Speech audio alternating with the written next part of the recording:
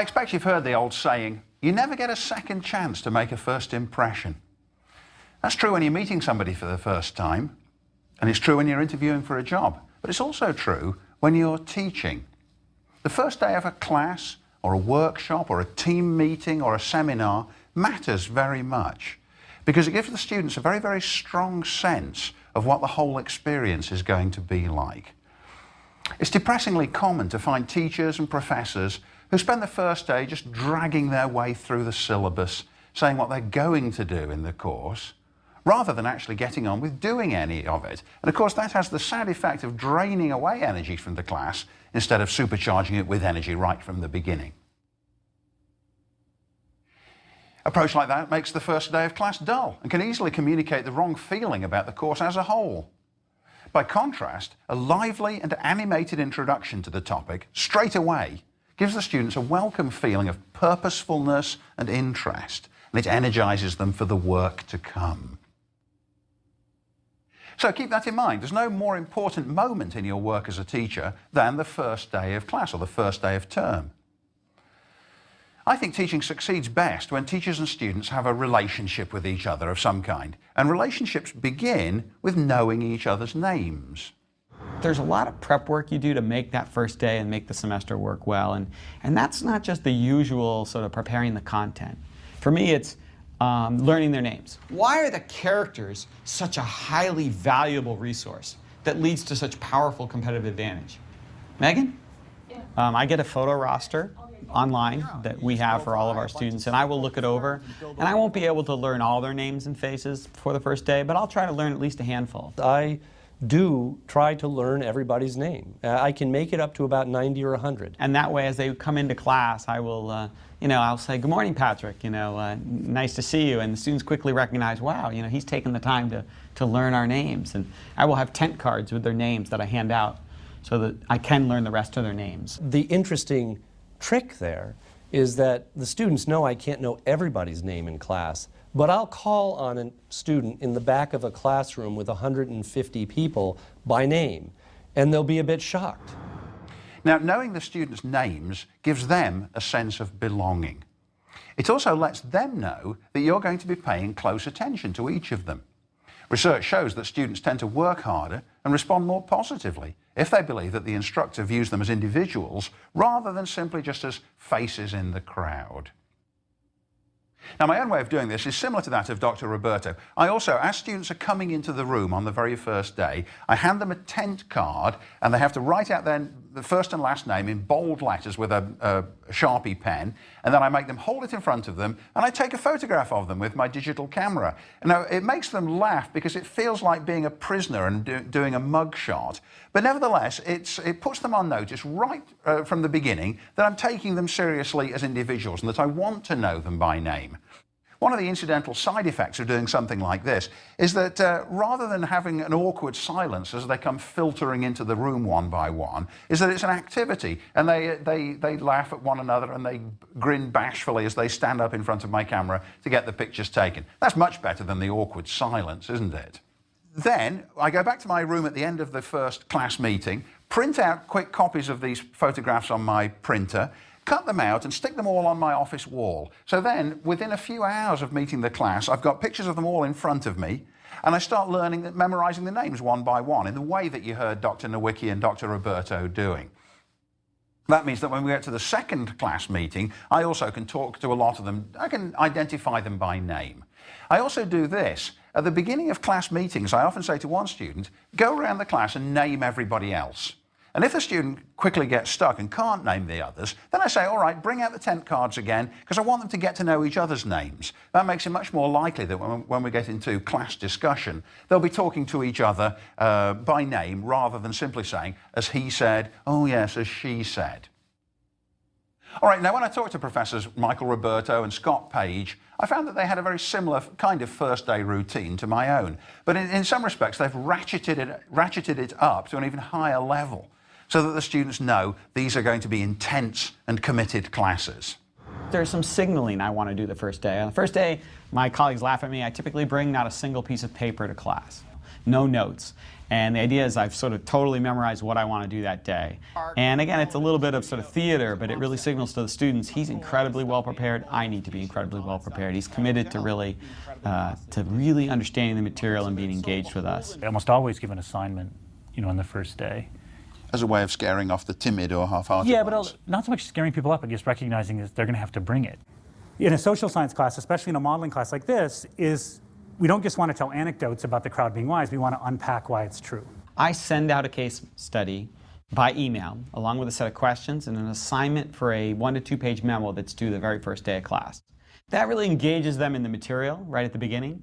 So over the next couple of weeks, we're going to talk about basically this map of these different kinds of corporate strategies. I really like to both have fun with the material and let the students know that I think this stuff is really interesting. I think if you don't create an environment in which people think the professor is really excited about this material or the lecturer is excited about this material, it's hard for them to get excited. Now, I fully endorse what both of them said.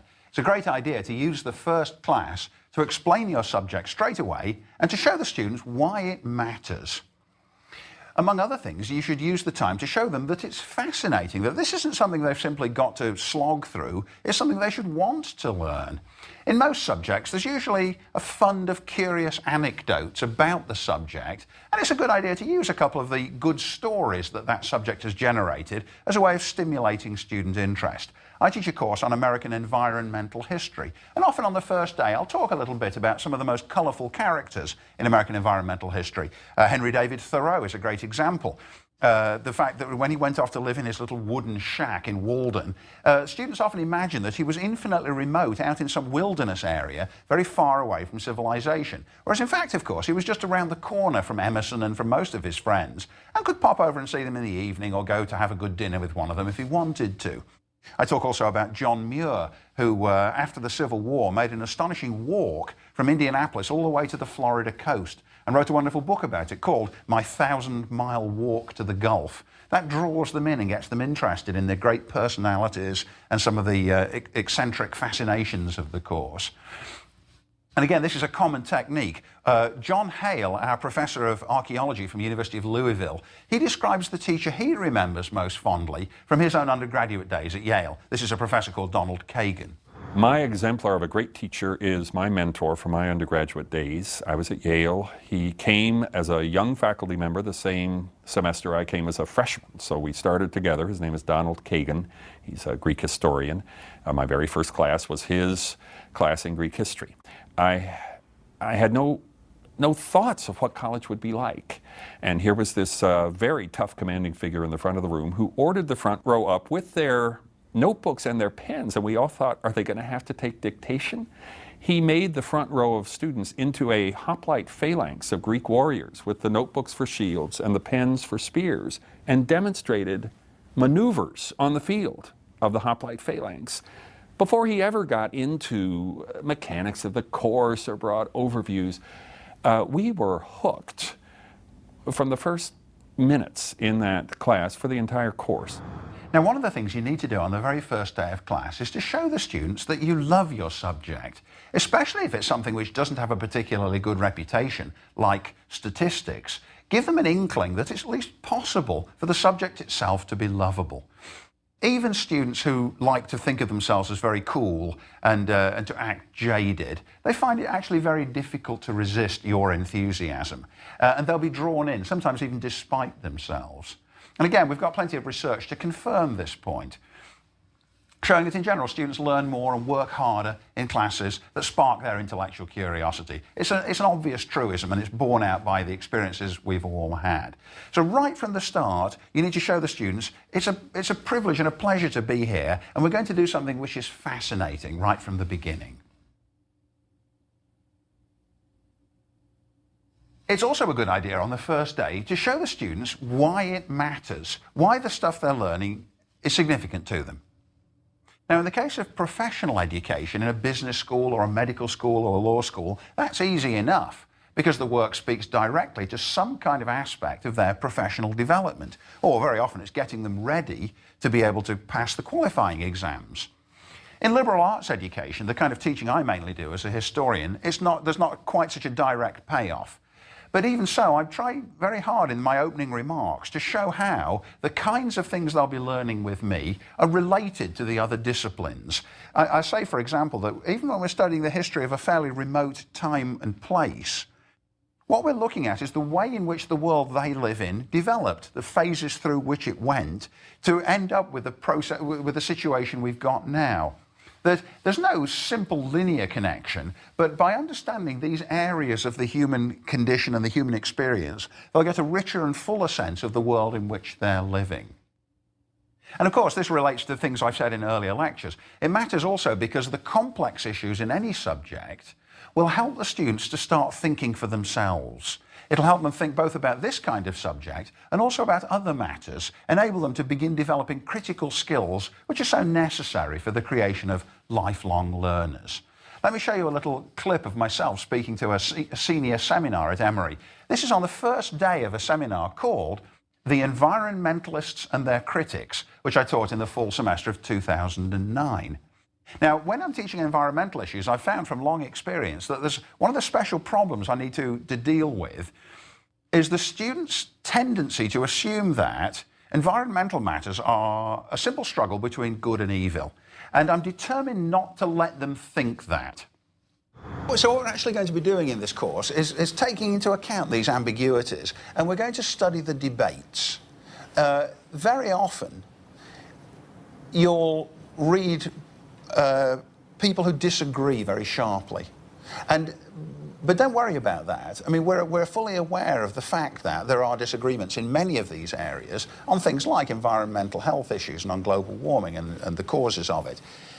The great thing about being a historian is that you don't have to have an opinion. And it's arguable, as Anna was saying earlier, that it's actually a good idea for you not to have an opinion. What you've got to do is to come to terms with the complexity. It's not so emotionally satisfying, but it's probably more necessary. You've got to understand that these are very, very complex questions. I believe also that a good teacher should challenge the students right from day one. Don't let them have a day for getting used to it. Get right into it. It's important, for example, to emphasize the difficulties of the subject you're teaching. You've got to communicate, if you can, that the subject is difficult, but that it's worth the struggle. Don't ever say to a group of students or learners in any situation, this isn't too hard. That's a very unwise thing to say because, as you can imagine, they'll be discouraged if they do find it hard. It'll make them feel stupid. But on the other hand, if they agree with you that it isn't hard, it'll make them complacent. So to make a remark like that, you lose at both ends. Let's listen for a moment now to Scott Page. He's a professor of complexity theory. The very name of the subject he teaches sounds difficult. And here he is explaining how he uses some of the time on the first day of classes. What I try and do in the first day is sort of broadly introduce the topic, but then I'll do a very simple sort of mathematical thing, and then I'll do something sort of very very hard. It's probably as complicated as we'll do, and I'll sort of say, these are the endpoints.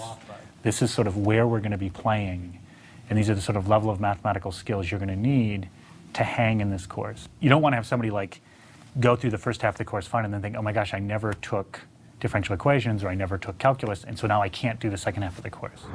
Now you probably noticed that there he shows the students what's going to be expected, not just by saying it, but then by actually doing problems of the simplest and the most complex kind, as a way of making sure that the students there can realistically be expected to manage it. Now, because he's teaching a course which has got some mathematical component, he's got to deal with the special problem of math anxiety, a point I'll refer to periodically during the course. Many of the students feel math anxiety, and he's trying to manage it straight away. Now, another thing to do on the first meeting of your class is demonstrate your own expertise in some aspect of the subject material. It's true that the students assume that you know all about it because you're the teacher, but nevertheless, if you can make a little impression on them with your own mastery of the subject, it's quite a good idea to do so. It may seem egotistical, but it's a good way of establishing your intellectual authority in addition to your teaching authority. The two usually go together very nicely. If you can, it's appropriate to describe some of your own research in an area like this or a related area. Now, another class I taught in the fall of 2009, from which you'll see some excerpts, was a freshman seminar on American conservative history. And earlier that year, I'd published a book on the history of American conservatism, which I assigned to the class. There are good and bad aspects to assigning your own book, which I'll talk about later on. But it did give me the opportunity with that group to say, as I was writing the book, here are some of the special conceptual difficulties I encountered, and now I'm going to introduce you to those difficulties as well. And the students take an interest because they tend to be impressed by the fact that you've written a book on that particular topic. It's also appropriate on the first day to summarize the state of the field of inquiry so that the students have a sense of participating in a larger endeavor. As I mentioned last time, it isn't as though the disciplines sit still. The disciplines themselves are developing all the time, some of the sciences incredibly quickly. And it's great to be able to say to the students, this is where the discipline's got to. And these are the ways in which we're going to encounter some of the current problems in that realm of study. I mentioned in an earlier lecture the way in which the women's movement gave rise to women's history. In the same way, in one of my courses in the fall of 2009, I was able to tell the students how the development of the environmental movement in the 1960s and 70s gave rise to this new field of study, environmental history, where really for the first time historians began to study systematically things like the human impact on the environment in terms of pollution and problems of relative overpopulation, but then also to get into broader questions like what happened when the first horses went to America after Columbus? What's the relationship between people and plants and animals and the wind and the crops and the plants and so on? That's now become itself a fully developed field of academic study. So here I am on the first day of my environmental history course explaining some of those points. The development of a new interest in society has caused a new historical interest to develop. In other words, once the environmental movement began in the 1960s, it had the effect of causing certain historians to say, oh yes, now that Rachel Carson is criticizing atmospheric contamination and pollution, and now that Paul Ehrlich is raising the possibility that the world is drastically overpopulated, we ought to start looking back at the way in which things like pollution and contamination and population growth were thought about in earlier times. And obviously, as the environmental movement matured and developed after the 1960s, the field of environmental history matured in parallel with it. Now that leads me straight on to the question of whether environmental history should include a component of advocacy. And it gets the students thinking about it and trying to articulate their views. And again, I want to emphasize, this is all happening on the first day. So straight away, as they encounter the course, they're getting into these kinds of debates. Now, it's always been caught slightly between two different poles. One is the idea that your job as a historian is simply to study things and understand them. The other is to say, we've got to study them and understand them in order that we can become more effective advocates for the environment. Do you see that difference? Adam, Graham, let me ask you. Is it appropriate for fields of historical study to be advocacy as well? I don't see why not. Yeah. Well, I'll tell you why not, and then you answer, okay? Because if you use them for advocacy, you've got an overwhelming temptation to emphasize certain points of historical knowledge and suppress others.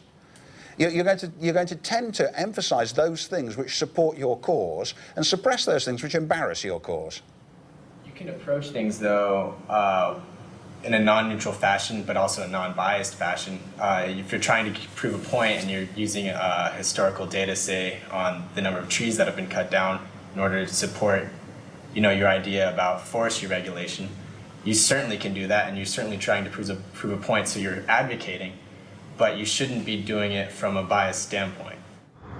Now you'll notice there that from the very beginning, I'm willing to push the students for their response, for their engagement, and for their contribution. That one student at first, he gave a brief answer and didn't really want to say anymore, but I insisted. And by pushing him a little bit and by explaining how to think of it, he was able to come up with a slightly more coherent answer. So I'm trying to establish high expectations. I'm inviting them to join in. I'm involving them in thinking about the subject right from the beginning. Of course, it's hard work for them, and it's hard work for me as the teacher, but it pays great dividends in the long run because it adapts the students to the mood that the class is going to have throughout. And again, my experience has always been that the students are highly adaptable. If you set a mood, they will live up to it. And once again, there's an overwhelming body of research findings confirming that involvement rather than passivity leads to better learning. And therefore, what we've got to do is to get the students involved right from the start. Now, another thing that's necessary to do on the first day of the course is to establish your expectations for the course straight away. You need to make it clear right from the start that, as Scott Page said in that role in a moment ago, they've got to bring it. In other words, they've got to become involved. They've got to do work of an adequate standard. And that you, as the teacher, are committing yourself to helping them do so.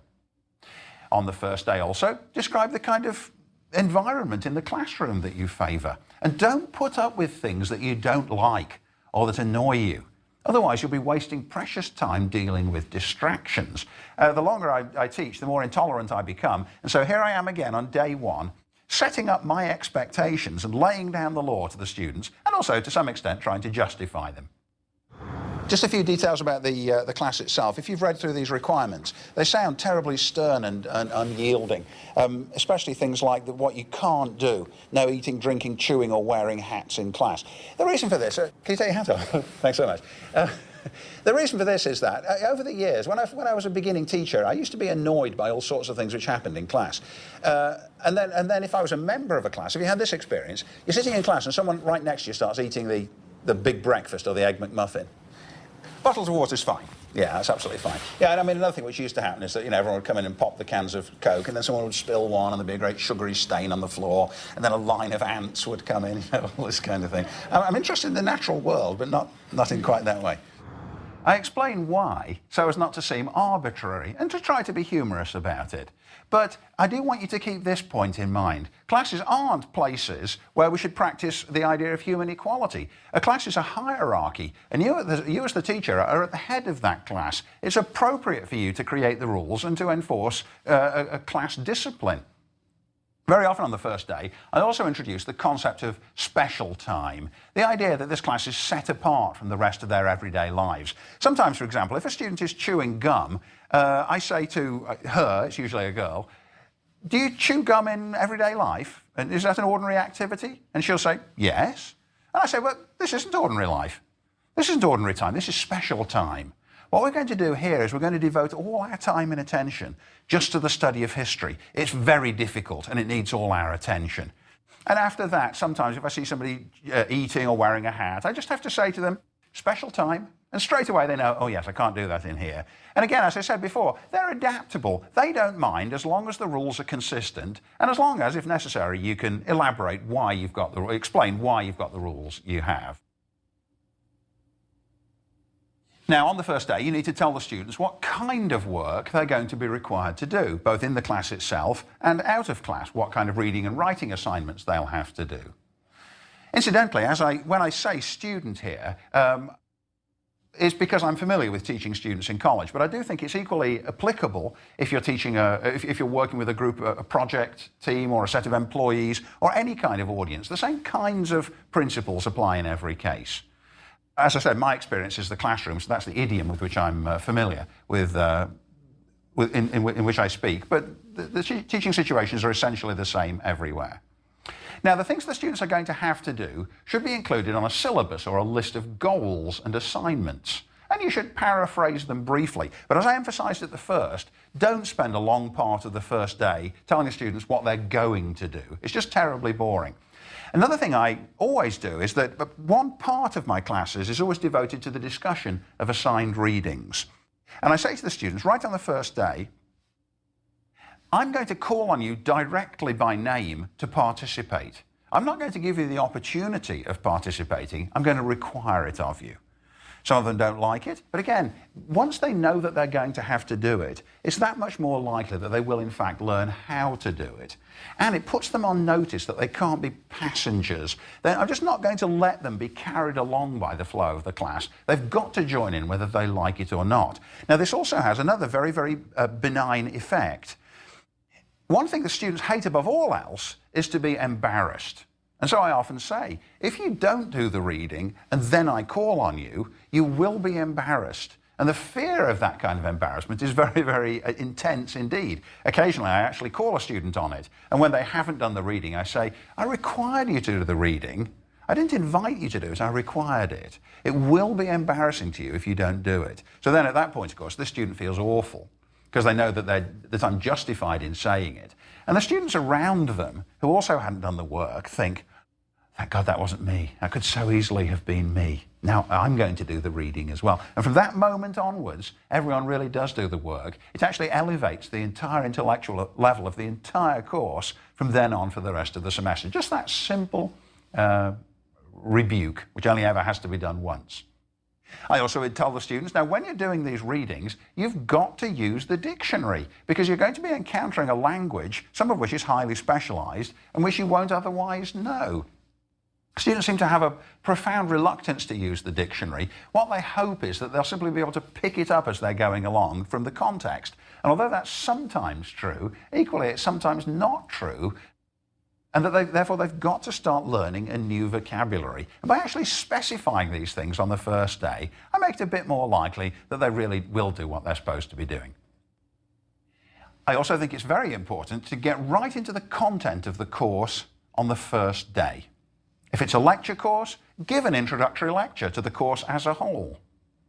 If it's a seminar, devise an activity that gives the students a premonition of the kind of work they'll be doing from week to week. And if possible, you should make this activity the kind of thing which enables them to get a sense of the range of activities they're going to have to do, and also which will give you an idea of the range of ability levels you've got in the students around you. One thing I often do is ask a student to read a short passage in front of the whole group, because as I listen to the student reading, I get a good sense of how well they've understood it. And then I'll follow up by asking the reader of that passage, or sometimes one of the others, to paraphrase the passage. Because again, it's my experience that if you ask a student to paraphrase, their ability to do it fairly or really well or really poorly is a very good index of how competent they're going to be as students overall. And of course, the accurate analysis of texts and accurate assimilation of the information they embody is a vital part of the study of history and most other disciplines as well. So straight away from asking for the reading and the paraphrasing, I can get a good sense of who's going to be able to do it effectively.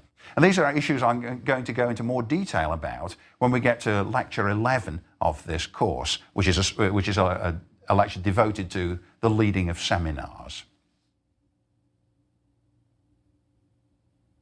So, in all these ways, make the first day of the semester challenging and make it interesting to the students. Make it intellectually stimulating and make it representative of how the course itself will develop throughout the coming weeks. Just to sum up now what I've mentioned today, the first meeting is critical and therefore you should plan for it very carefully. You should aim to be establishing a one-on-one relationship with every student in the class, or at least with as many of them as possible, depending obviously on the size of the class. And learning your students' names is the very best way to do it. There's nothing they appreciate more than you knowing who they are, and it makes it much more likely that they'll work hard and conscientiously and attentively. Show your enthusiasm for the subject straight away. Show why the subject is important straight away. And give the students a sense of the difficulty and challenge of the material. Demonstrate your own expertise. Show them that you're good at it and that they're right to be taking the class from you.